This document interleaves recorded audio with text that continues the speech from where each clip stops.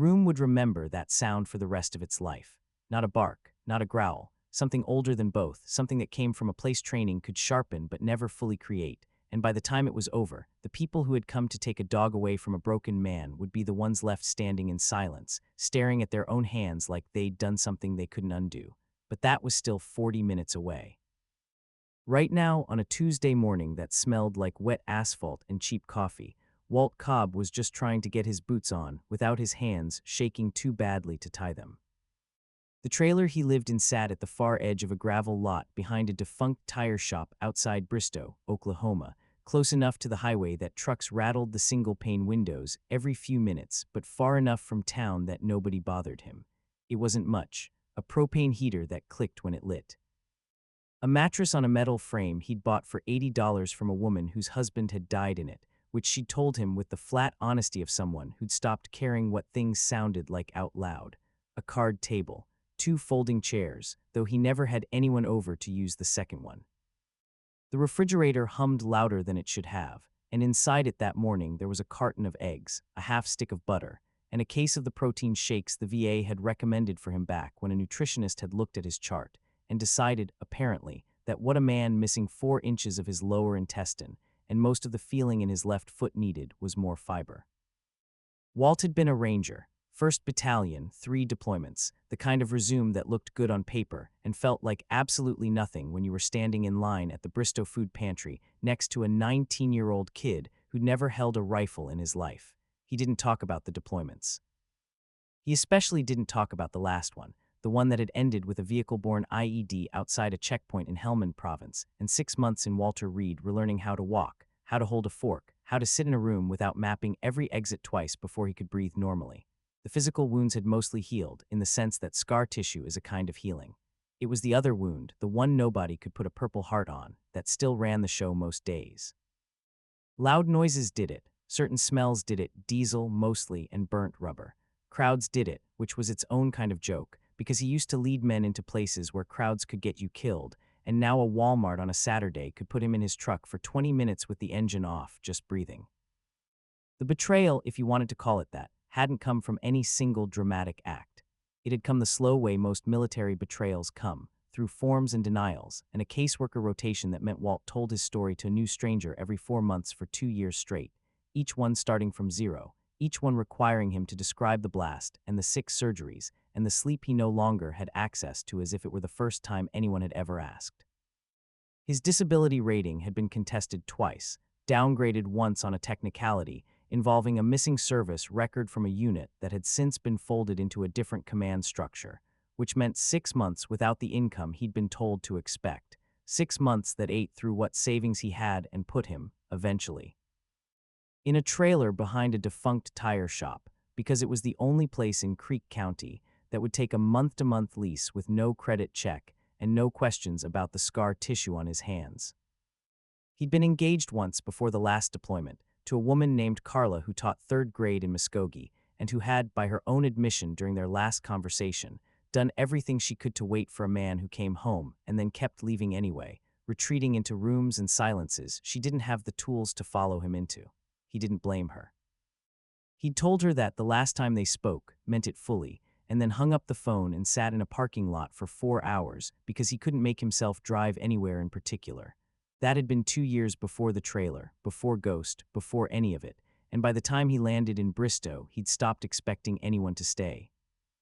His days before the dog had a shape to them that he wasn't proud of, but had stopped fighting. He woke early because his body no longer knew how to sleep past 5, made instant coffee because the percolator felt like too much effort some mornings, and spent long stretches of daylight doing nothing in particular, sitting on the trailer steps, walking the tree line behind the tire shop, sometimes driving 40 minutes to the VA clinic in Tulsa for an appointment that lasted 11 minutes and accomplished very little. He ate when eating occurred. To him, which wasn't often enough, and the doctor at his last physical had used the word malnourished in a tone that suggested she'd seen it plenty of times before in men his age with his kind of file. He hadn't argued. There wasn't much fight left in him to argue with anyone about anything, which was, in its own quiet way, the most frightening part of where he'd ended up. Not the nightmares, not the flashes of the blast that came at him, sideways some afternoons for no reason he could name, but the flatness underneath all of it, the sense that he was simply waiting out a sentence with no clear end date. The VA had approved him for a service dog 18 months earlier, after his second suicide attempt, after the caseworker, a decent woman named Renata, who actually seemed to give a damn, which in his experience was rarer than people like to admit, had fought through 2 levels of denial to get the paperwork through. The waitlist for a program dog had been 11 months long. He hadn't had 11 months in him, not the way he was going, and Renata knew it, so she'd pointed him toward a different route. Adopt a washout, get it privately trained, file the paperwork after the fact. I'm not asking you to trust a stranger's process, Renata had told him, sitting across a scuffed table in a Tulsa clinic office that smelled like burnt coffee and old carpet. I'm asking you to give something a job to do before it becomes the only thing you're thinking about. Walt hadn't answered her that day beyond a noncommittal nod, the kind he gave most suggestions people made about fixing him, but the sentence had stuck in a way he didn't examine closely, surfacing again weeks later at 3 in the morning, when the alternative to getting up and doing something felt too much like giving in to gravity permanently. That was how, on a rainy Thursday in April, Walt Cobb had ended up standing outside a rural shelter 40 miles from his trailer, windshield wipers still ticking in the gravel lot behind him, looking at a run full of dogs nobody wanted. The place smelled the way every shelter smells, bleach fighting a losing battle against the older smell underneath it, and the noise was a walled dogs throwing themselves at chain link up and down the row, desperate in the specific, performative way shelter dogs get desperate, tails going, bodies twisting, a chorus built entirely around the ancient hope that enough enthusiasm might finally be the thing that got them picked. Walt walked the row slowly, hands in his jacket pockets, feeling the old itch of a building he hadn't cleared yet, until the last cage in the row stopped him cold. The dog inside it didn't bark like the others. It didn't throw itself at the chain link, desperate the way sheltered dogs get desperate, performing joy and eagerness because some ancient survival instinct told them that's what got you picked. This one just sat spine straight, watching him with one clear amber eye, and one eye clouded the pale blue-white of old cataracts or old damage. Walt couldn't tell which from a distance. Its coat was a wreck, patchy along both flanks where fur had never grown back right, a jagged scar tracking from behind its left ear down toward its jaw, another puckered mark on its right shoulder that Walt's eye picked out instantly for what it was, because he'd seen enough of them on human bodies. Shrapnel. Something had gone through that dog at speed and it had lived. That one's not really adoptable, the shelter worker had said, apologetic like she was warning him off a bad investment. Came in from an owner surrender out of state, no history on him past that. He's not aggressive, he's just shut down mostly. Doesn't play, doesn't really do anything. We've had him 8 months. Walt had crouched down anyway, knees complaining, and the dog had held perfectly still and watched him with an attention that felt less like fear and more like assessment. And something about that, being assessed instead of begged at, had cracked something open in Walt's chest that he hadn't expected. "What's his name?" Walt had asked. "We just call him Scout. He doesn't answer to it particularly." Walt had looked at the clouded eye, the scarred flank, the stillness that wasn't calm so much as controlled, and said, without really deciding to say it, "I'll take him." That had been 4 months ago, and in 4 months Scout had not once, not a single time, done anything a normal dog does. He didn't fetch, he didn't wag his tail at food, he didn't seem to register affection the way Walt understood affection, no leaning into a hand, no following Walt room to room out of simple attachment. He ate when food was put down, drank when water was put down, and otherwise positioned himself at what Walt eventually recognized as a specific and repeated distance, close enough to see the door, close enough to see Walt, far enough that he could move fast if he needed to. It was, Walt realized somewhere arrow. Week 3, a security posture, not a pet's posture, a working posture. "You're not much of a conversationalist," Walt told him one night, eating cold beans straight from the can because he hadn't had it in him to heat a pot, and Scout had simply watched him eat with that same flat assessment, the clouded eye catching the light from the bare bulb overhead like a marble. "Real chatty. Glad we had this talk." The dog didn't so much as flick an ear. It took another 2 weeks before anything changed, and even then it wasn't dramatic. Walt had woken at 3 a.m. to a semi downshifting on the highway, a long metallic groan followed by the bang of something loose in the trailer, and before his conscious mind had caught up to the noise, his body had already rolled off the mattress onto the floor, breath locked in his chest, hands over his head, back in a compound in Kandahar province that had stopped existing 9 years ago. It was the worst episode he'd had in months, and in the dark, through the ringing in his ears and the taste of copper in his mouth from biting his own tongue, he became aware of weight, warmth.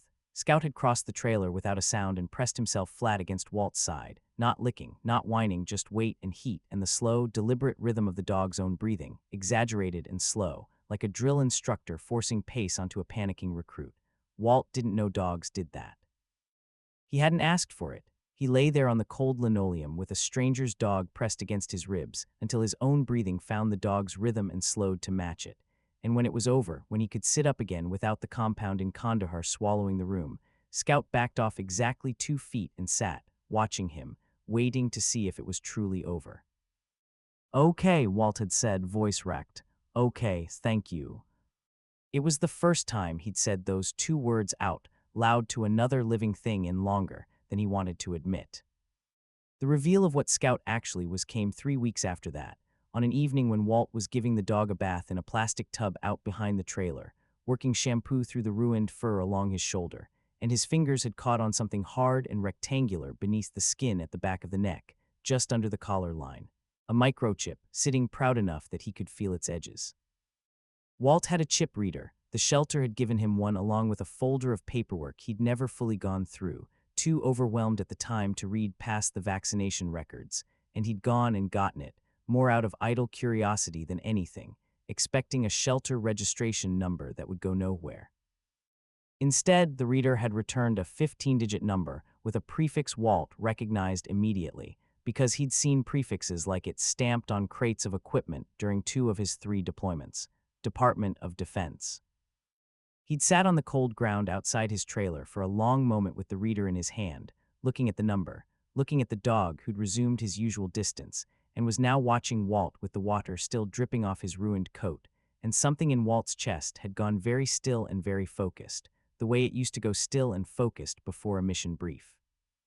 The next morning he'd called a man named Dale Priest, a former ranger buddy who'd left the service to work logistics for a defense contractor, and who, more usefully, still had a cousin embedded somewhere in the military working dog program at Lackland.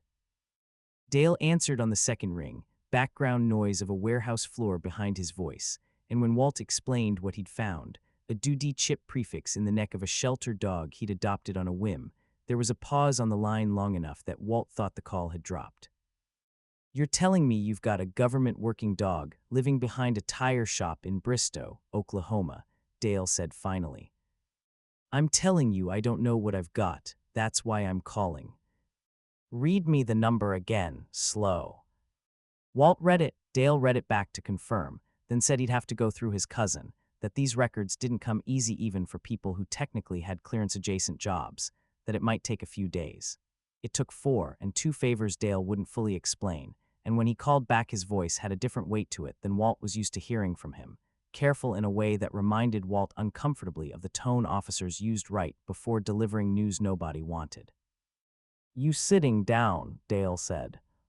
"Standing in a gravel lot, Dale, just tell me."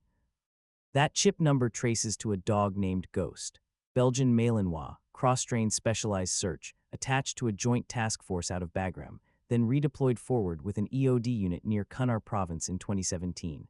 He's got a jacket a mile long, 2 confirmed device detections that kept guys from stepping on pressure P. Late's 1 deployment where he alerted on a compound that turned out to be stacked with artillery shells wired for remote detonation.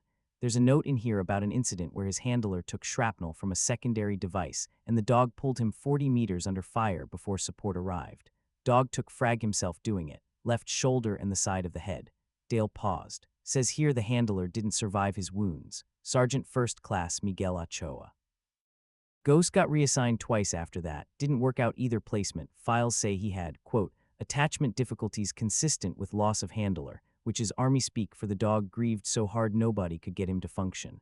He got pulled from active service, went through the adoption pipeline, and then the record just stops. No adoption confirmation on file. That's where it ends.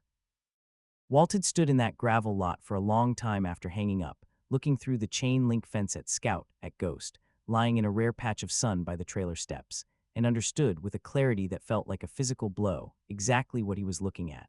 a war hero who'd lost the one person he loved and had been quietly discarded ever since, the same as Walt had been discarded, the same slow, bureaucratic erasure dressed up as compassion. Two casualties nobody wanted to keep paperwork on. Ghost, Walt said out loud, testing the name. The dog's head came up, both ears swiveled forward, and for the first time in 4 months his tail moved, not a full wag, just 2 slow beats against the gravel, tentative, like the muscle memory of a language he'd been afraid to use. Yeah, Walt said, throat tight in a way he didn't examine too closely. There you are. He sat down right there in the gravel, not caring about the damp seeping through his jeans, and Ghost, after a long moment of consideration, closed the distance between them for the first time on his own initiative, without being called, without a hand extended first, and lay down with his ruined shoulder pressed against Walt's leg. Walt didn't move. He'd learned enough by then not to disturb a moment like that with anything so clumsy as a reaction. He just sat, one hand eventually finding its way to rest on the dog's neck, fingers tracing very lightly over the place where the chip sat beneath the skin, and let the two of them stay like that until the gravel lot's shadows had shifted a full hour across the ground. Later that week, he called Dale back with a question that had been sitting uneasy in his chest since the first call. The handler, Ochoa, is their family, somebody who ought to know the dog's alive. Dale said he'd ask, and 2 weeks after that came back with an answer that settled something in Walt he hadn't realized was still unsettled. Ochoa's mother, living outside El Paso, had been located through the Gold Star family network, and had been told, gently, by a casualty assistance officer willing to make the call as a courtesy, that the dog her son died protecting soldiers alongside was alive, healthy, and living with another veteran who'd give him a good home. She'd asked for a photograph. Walt sent one, Ghost sitting in a patch of sun by the trailer steps, and got back, a week later, a handwritten card that said only thank you for keeping him safe, and Walt had kept that card in the same drawer as his own discharge papers, the two documents feeling, to him, like they belonged together. From that day the bonding deepened in ways that were small and unglamorous, and to Walt, more valuable than anything grand could have been. He learned Ghost's habits the way you learn a person's, not from any single dramatic moment, but from the accumulation of Tuesday mornings and Thursday nights. Ghost had a particular wuff, a short exhale through the nose that he made exactly once whenever Walt reached for his keys, a sound Walt eventually understood as a question. Are we going somewhere and should I be ready? He had another sound, a low single note almost like a hum, that he made only at night, only in the 10 minutes before Walt actually fell asleep, and Walt came to think of it as the dog checking the perimeter one last time before standing down. He never barked at strangers. He watched them, absolutely still, in a way that made most people uncomfortable, without being able to say why, and Walt understood that stillness was worth more than 100 barking dogs, because barking dogs get ignored and still dogs get taken seriously. There was a night in June, thunderstorms rolling through, lightning strobing the thin curtains, when Ghost had gone rigid at the sound of a transformer blowing 2 streets over, a crack boom that Walt's own body had translated instantly into incoming fire, and the two of them had ended up on the floor together, Walt's hand fisted in the ruined fur at Ghost's shoulder, both of them breathing hard, both of them fighting the same war in 2 different bodies. Walt had laughed, a broken, surprised sound, somewhere in the middle of it. Look at us, he'd said, 2 washouts on a linoleum floor. Ghost had pressed his head under Walt's chin, which he had never done before and never really did again after, as if that single night had been the one time the dog needed to say something, and the only language available to him was proximity. There was a morning Walt found a wound on Ghost's hind leg, a deep scrape from where he'd caught himself on a piece of rusted metal near the tire shop dumpster, and Walt had knelt in the gravel with a first aid kit meant for himself, cleaning the wound with the same slow, deliberate hands he'd once used on wounded men in the field, murmuring the whole time, "Easy, easy, I got you, almost done," and Ghost had lain still and let him do it. Trusting a stranger's hands on an open wound the way you only trust hands that have done this before and understood what it cost. Over those months, Walt started sleeping again, not well but enough. He started eating real food instead of protein shakes and cold cans. He started, cautiously, going into town, the gas station, the feed store, once even the Bristow diner for coffee, because Ghost walked beside him with that same watchful stillness and somehow made crowds bearable in a way nothing else had. People noticed the dog. The scars, the clouded eye, the way he moved like something built rather than born. A few asked questions. Walt, who used to answer questions about his service with a clipped nothing much, found himself, for the first time, willing to say a little more, because the dog beside him made the words easier to carry. The days settled into a rhythm neither of them had planned, but both of them seemed to need. Walt woke before sunrise out of old habit. The kind of internal clock 3 deployments had welded into him permanently, and by the time the gray light started coming through the thin curtains, Ghost was already awake too, lying with his chin on his paws, watching the door the way he watched everything, patient and unreadable.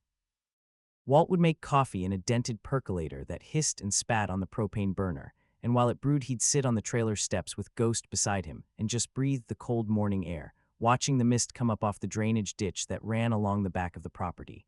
Neither of them needed to do anything in those minutes. That was, Walt came to realize, the whole point. He learned Ghost's body the way a medic learns a body methodically, cataloging what was old damage and what was new, what was healed and what still needed watching. There was a patch behind the left shoulder where the fur had never grown back in properly, thin and wiry instead of full, and Walt guessed correctly, before Dale's call ever confirmed it, that it marked where shrapnel had gone in. There was a place along the ribs on the right side that Ghost flinched from if touched too fast, though not if the hand came slow and telegraphed, the same way Walt himself couldn't stand a hand on his own shoulder unless he saw it coming first. There was the clouded eye, which Walt eventually took to a vet in Sapulpa, who confirmed it was old scar tissue over a healed corneal injury, not blindness exactly, more like looking through frosted glass, enough vision left that Ghost compensated for it by turning his head a particular way, always keeping his good eye toward whatever he considered the primary threat. Feeding time became its own small ritual. Ghost wouldn't eat if Walt stood over him. Some old wiring in the dog's memory read that as a threat, or maybe grief, some echo of a different kind of loss. So Walt learned to set the bowl down and step back, then busy his hands with something else, dishes or bootlaces, until Ghost decided it was safe enough to approach. It took weeks before Ghost would eat with Walt anywhere in the room at all, and it took months before he'd eat with Walt sitting close. And the night that finally happened, the dog lowering his head to the bowl not 4 feet from where Walt sat cleaning his own boots, Walt had gone very still and said nothing, because he understood by then that the worst thing you could do to trust that small was announce that you'd noticed it. Dry humor crept into the space between them the way it does between people who have decided, without saying so, that they're going to keep each other. Walt took to narrating Ghost's silences out loud, a habit that would have looked to any outside observer like a lonely man talking to himself in a gravel lot. "You gonna share your opinion on this or just judge me quietly?" he'd say, catching Ghost watching him burn eggs in a pan too hot. "Real supportive, thanks." Ghost never answered, of course, but there were nights his tail would move at the tone of Walt's voice, even when the words meant nothing to him, 2 slow beats against the floor, and Walt had started counting those beats the way another man might count a friend's laugh. There was an evening in late July when a wasp got into the trailer and Walt, who'd stepped on an IED and walked through firefights without flinching, found himself absurdly, helplessly rattled by the thing bouncing off the window glass, some old association his body wouldn't let go of. Ghost had watched him flail at it with a rolled-up newspaper for a full minute before rising, walking calmly to the window, and simply standing beneath it until the wasp, confused by the shadow, dropped low enough for Walt to trap it under a cup. "Efficient," Walt had said, breathing hard, embarrassed. "Real MVP behavior." Ghost had returned to his spot by the door without comment, but Walt swore afterward that there was something almost smug in the way the dog lay back down. The physical care went both directions, though it took Walt longer to notice it going the other way. There was a night his old leg wound flared, the nerve damage from the IED lighting up in a way that sometimes happened with weather changes, and Walt had gone quiet and pale and sat on the edge of the mattress gripping his own knee, jaw locked against making a sound, and Ghost had climbed up beside him, something he never did, having his own strict rules about furniture, and simply laying against Walt's bad leg, weight distributed just so. A pressure that dulled the nerve pain in a way Walt couldn't explain and didn't question. He'd read once that some working dogs could be trained to detect changes in a handler's gait or scent that indicated pain, and he wondered in the dark whether Ghost had done this on purpose, or whether some old habit from tending a wounded handler in a mountain pass had simply resurfaced on its own muscle memory with nowhere else to go. Not every night was gentle. There was one, deep in August, thick with humidity, when a nightmare took Walt somewhere he hadn't been in years, back to the actual moment of the blast outside the checkpoint, the noise and the light and the specific smell of it that never fully left a man's memory, and he'd woken thrashing, shouting something that wasn't quite words, and for one disorienting half-second in the dark, he hadn't known where he was or who was in the room with him. His hand had come up fast, instinctively defensive, and struck Ghost across the muzzle before his mind caught up to his body. The dog had yelped, short and sharp, and scrambled back against the far wall, and Walt had come fully awake to the sight of him there, flattened low, one paw raised off the floor, staring at Walt with an expression that looked, for the first time since Walt had known him, genuinely afraid. Walt had sat frozen on the mattress for a long moment, sick with himself, his own breath still ragged from the nightmare. "Hey," he'd said, voice cracking. "Hey, I'm sorry, I wasn't aiming for you, I didn't even know you were there." He hadn't moved closer. He knew better than that. He'd simply sat, hands open and visible on his knees, and talked low and steady the way he used to talk to spooked working animals overseas. The same cadence, the same patience, for almost 20 minutes until Ghost's ears came up from flat, until the tension went out of his spine by degrees, until finally the dog crossed the distance himself and lay down against Walt's leg, as if the whole thing had never happened. Walt had cried a little that night, quiet and unperformed, the kind of crying that isn't for anyone to see, and Ghost had let him, present but undemanding, and in the morning neither of them mentioned it, because there was nothing about it that needed mentioning. They had simply mutually forgiven something, and moved forward together the way two damaged creatures do when they've decided the alternative, being alone with it, is worse. It should have stayed that way. It didn't, because Walt lived in a rental unit technically owned by a property management company called Larson Residential Holdings, and Larson Residential Holdings had recently been bought out by a regional group with a new set of policies. And one of those policies, delivered by certified letter on a Tuesday in September, was a blanket no pets clause that the new management claimed applied retroactively to all tenants, service animals included, unless the tenant could produce, quote, current formal documentation from an accredited training organization, which Ghost trained informally on Walt's own gravel lot, by a man learning as he went and a dog remembering skills bred into him by the Army, did not have. Walt had gone to the property office in person, Ghost at his side, and tried to explain the ADA protections that applied to service animals regardless of formal certification, tried to explain the VA paperwork he did have, the letter from Renata, the doctor's notes. The woman behind the desk, a tired regional manager named Denise Halloway, who Walt would later understand was mostly just following orders from a district office 3 states away, had looked at Ghost's ruined coat and clouded eye with open distaste, and said the words that would end up mattering more than she could possibly have known. "That thing looks like it bit somebody. We can't have a liability like that around other residents. There's a hearing Thursday, township office, 7 p.m. Bring your paperwork. The board will decide." Walt had driven home that night with his hands too tight on the wheel, Ghost silent and still in the passenger seat, and known exactly what a public hearing like that would look like. A small room full of people who'd never worn a uniform, deciding the fate of a war hero based on the ugliness of his scars. The township office on Thursday night was a squat brick building that during the day handled water bill disputes and zoning permits, its fluorescent lights buzzing faintly overhead, its folding chairs set up in crooked rows by someone who clearly did this reluctantly and rarely. That evening it was nearly full. Word travels fast in a town of 4,000 people, and somehow half of Bristow had heard that the scarred, one-eyed dog everyone had seen trailing the quiet veteran around the feed store was up for a vote.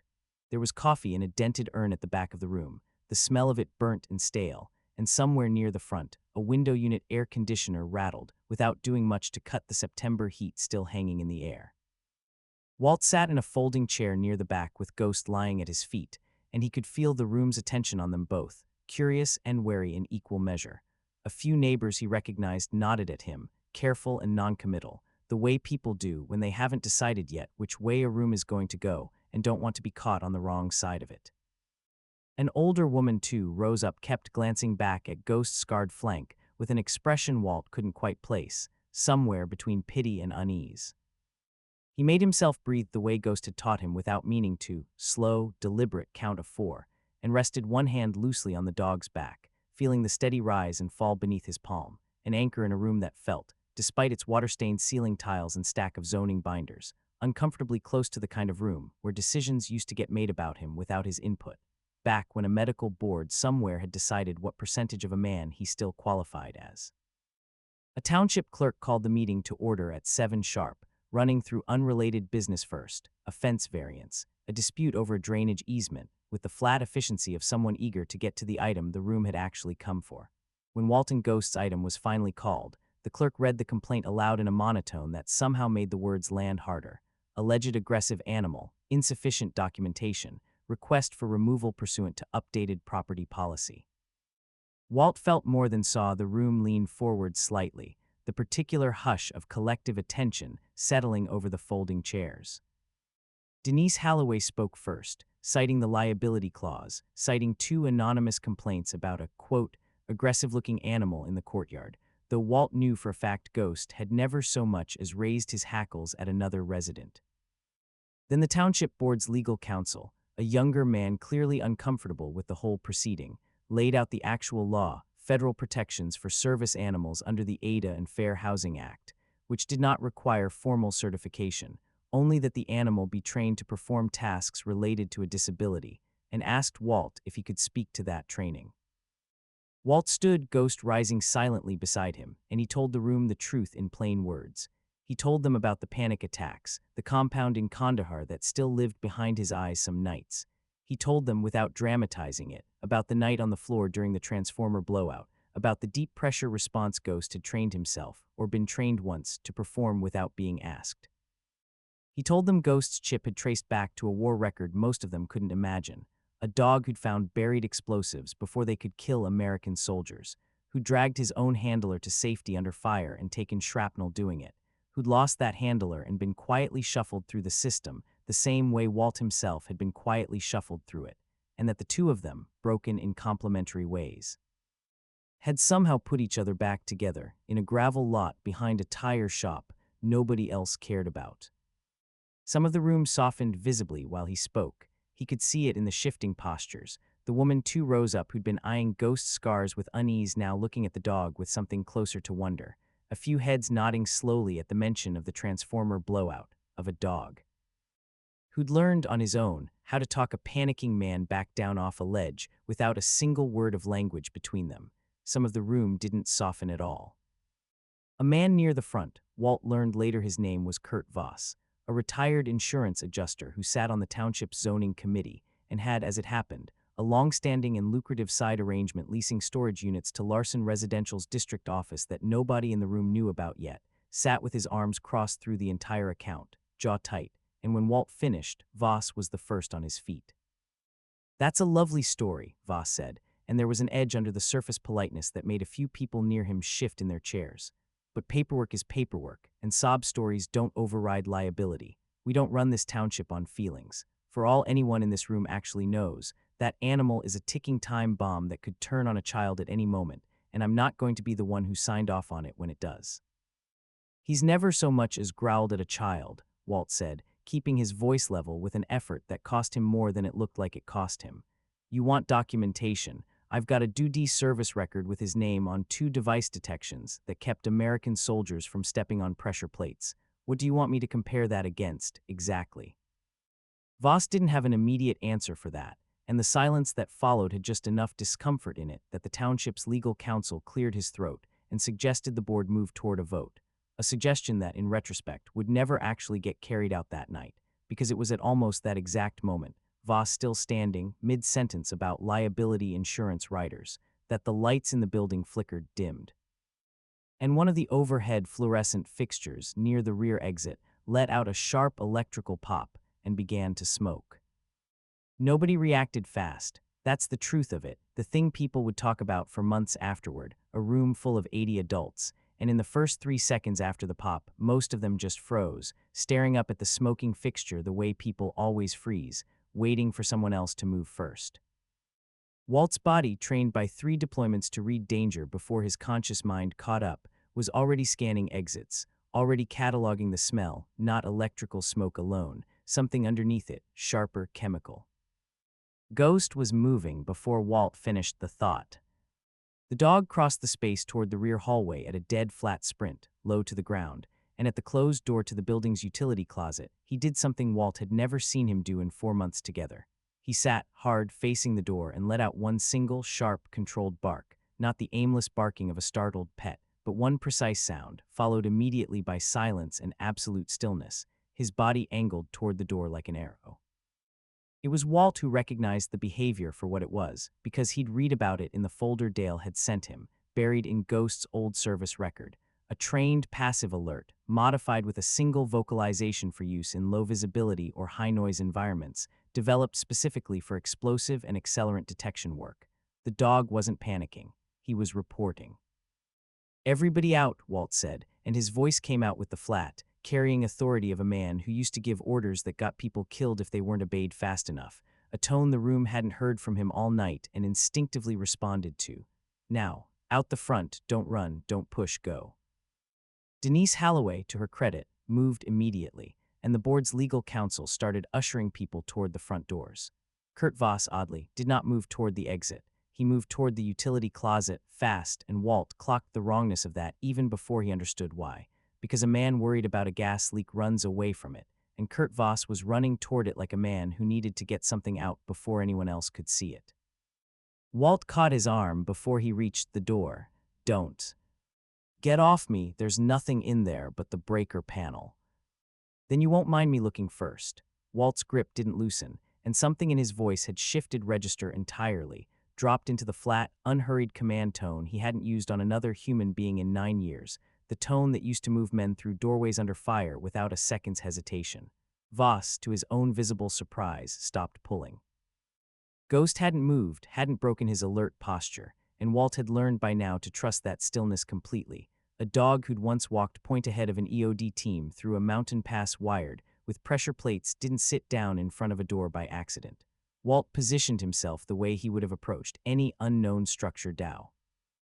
In range, body angled off the center line of the doorway rather than square to it, weight low, free hand, ready to shove Voss back if the man tried anything sudden. He pulled the door open with 2 fingers, slow, giving whatever was behind it no reason to move faster than it already was. The smell hit him immediately, not just electrical burn, but the distinct, throat-catching sharpness of accelerant, gasoline or something close to it, pooled beneath a stack of cardboard boxes shoved against the wall next to the building's aging breaker panel, which itself was arcing behind its cracked plastic cover, sparking in small violent bursts against a wall socket whose ground screw had been backed out just far enough to let the wire dance loose against the housing. It wasn't age.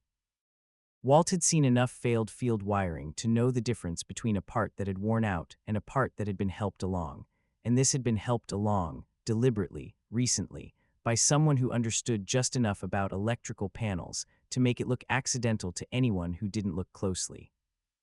He didn't touch the panel. He didn't need to be an electrician to know that arcing plus pooled fuel plus cardboard was a countdown, not a crisis yet fully underway, and that the smartest move was the same move he'd made in 100 rooms overseas. Clear people first, isolate the hazard second, deal with the source only once nobody was left standing in the blast radius. He pulled the door most of the way shut again to starve what oxygen he could from the space, called out for someone to hit the building's main breaker at the front panel. A maintenance man near the front door, white-faced, found it and killed power to the whole building within 20 seconds, and only then, with the arcing silenced and the room's remaining ignition risked down to whatever heat was already stored in that scorch socket, did he let himself deal with Kurt Voss, who by then had gone very quiet. Watching the closet the way a man watches something he thought he'd buried.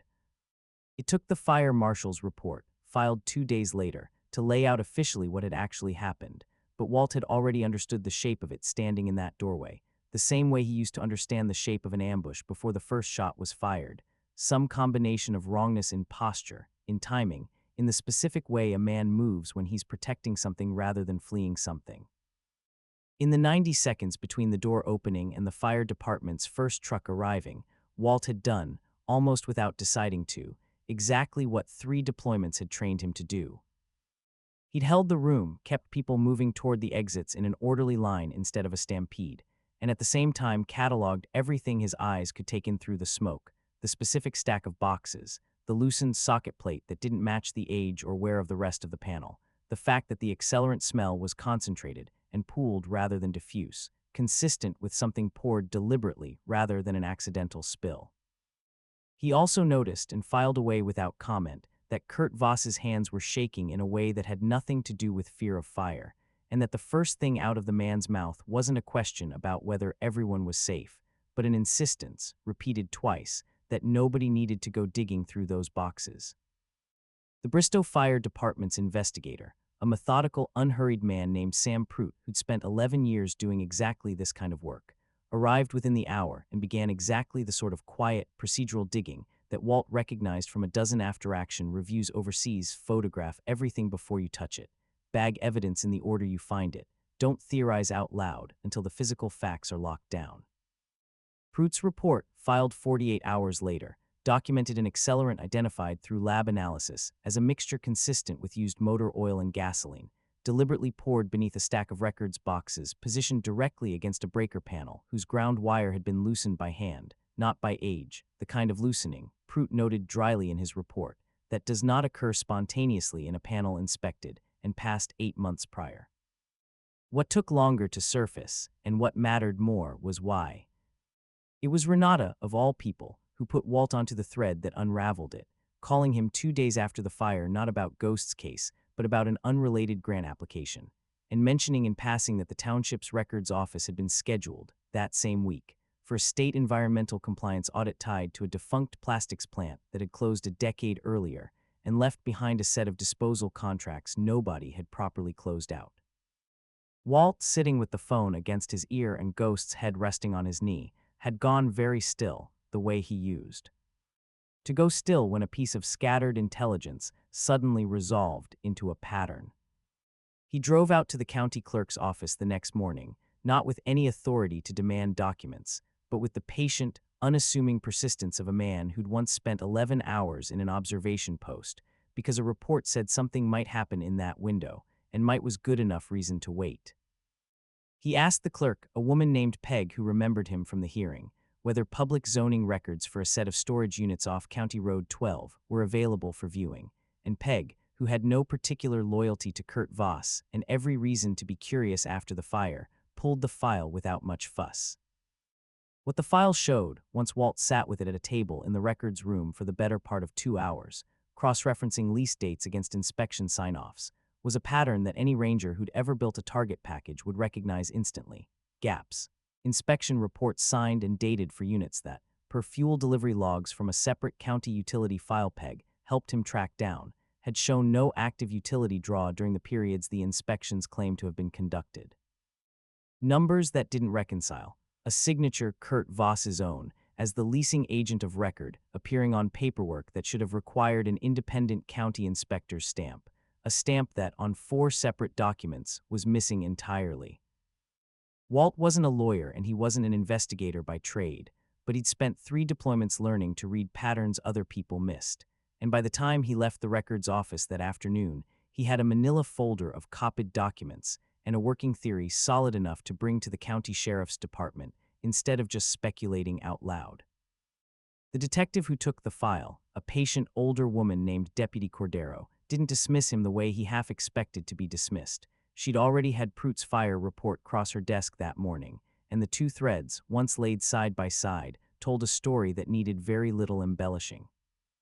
Kurt Voss had been quietly leasing 3 storage units to a shell company for the better part of 6 years, units that state records eventually confirmed had been used to warehouse improperly disposed chemical drums trucked out from the old plastics plant before its closure, a liability Voss had been paid handsomely, and illegally, to make disappear from official paperwork.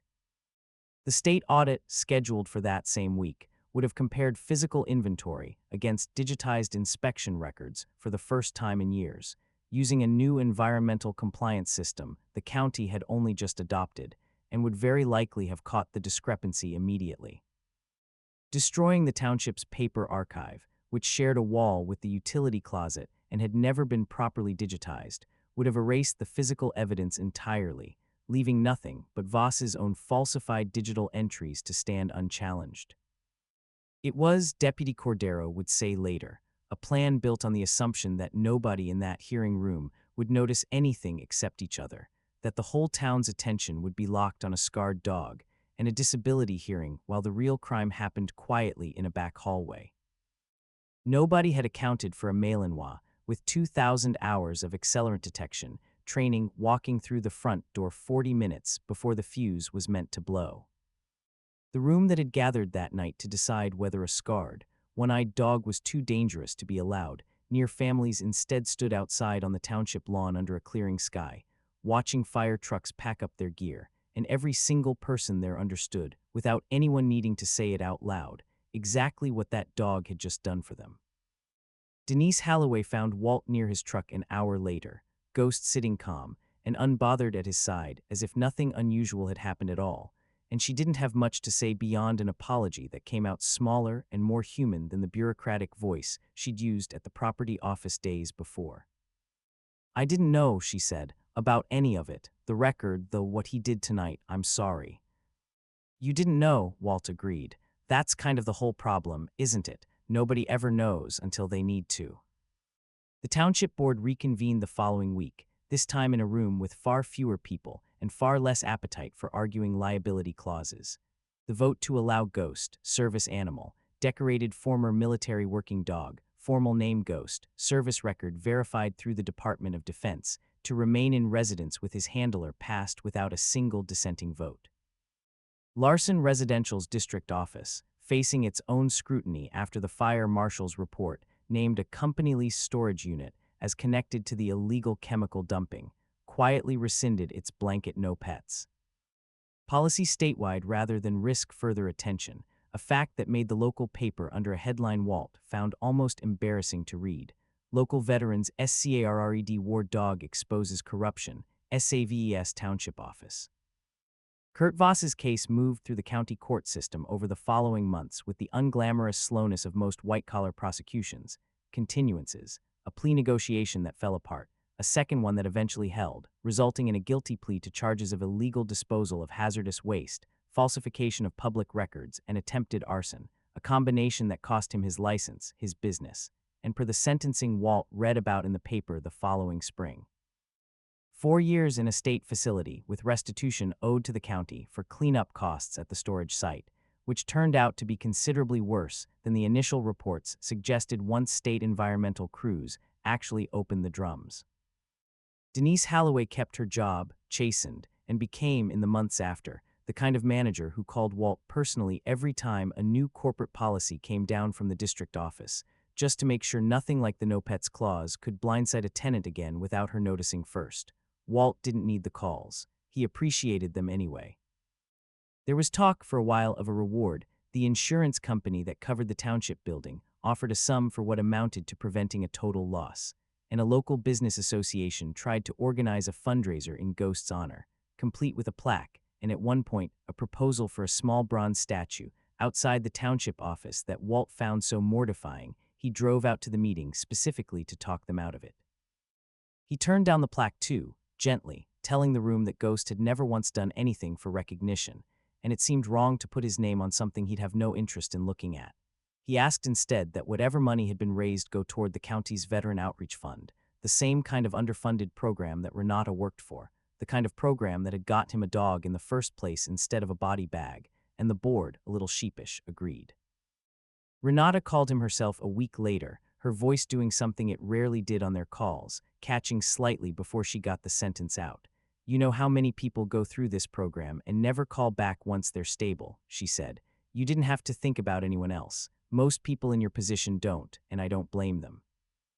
Walt hadn't had much of an answer for that beyond the truth, which was that he understood now, in a way he hadn't before Ghost, exactly what it cost to be the one left waiting for a system to notice you, and he wasn't interested in being the reason it took longer for the next person. The gravel lot behind the tire shop still rattled every time a truck passed on the highway. The propane heater still clicked when it lit. Walt still had bad nights, though fewer of them now, and on the bad nights Ghost still crossed the trailer in absolute silence and pressed his weight against Walt's side until two damaged bodies found the same slow rhythm together. The nightmares hadn't vanished. Walt didn't expect they ever fully would, and had stopped waiting for a day when they might, but they'd lost some of their grip, softened at the edges the way old wounds do when something finally starts tending them regularly instead of leaving them to fester alone in the dark. He kept one thing from the whole ordeal, small and private, tucked into the frame of a cracked mirror above the trailer's tiny bathroom sink. A photograph the local paper's stringer had taken without either of them quite posing for it, snapped in the gray hush right after the fire trucks pulled away, Walt sitting on the township lawn with his back against a fence post, Ghost lying against his leg with his head resting heavy on Walt's knee, both of them looking, for the first time in the photographer's memory of covering this town, entirely and simply at peace.